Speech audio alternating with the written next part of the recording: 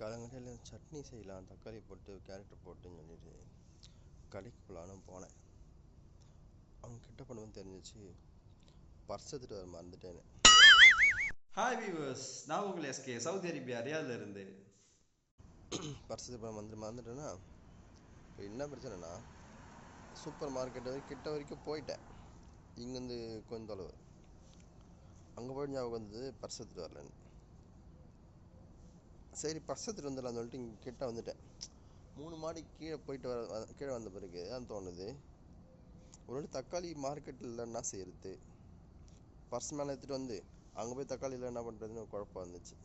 இப்போது இருக்கிற மண்டை காசா என்னென்னா, தக்காளி இருக்கான்னு பார்த்துட்டு வரலாமா, இல்லை மேலே போய் பர்ஸ் எடுத்துகிட்டு வந்து இப்போ தக்காளி வாங்கலாமா? முதல்ல மேலே போய் பர்ஸ் எடுத்துகிட்டு வந்து தக்காளி வாங்க போனால் தக்காளிலாம் போச்சு, நான் என்ன பண்ணுறது?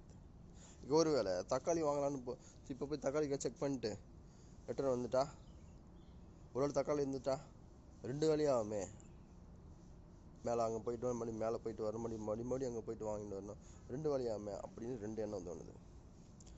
என்ன செய்யறதுன்னு தெரியாமல் இங்கிட்டு போக முடியல, அங்கிட்டு போகல, நடுப்பு நின்று ரீல்ஸ் போட்டுட்ருக்கேன்.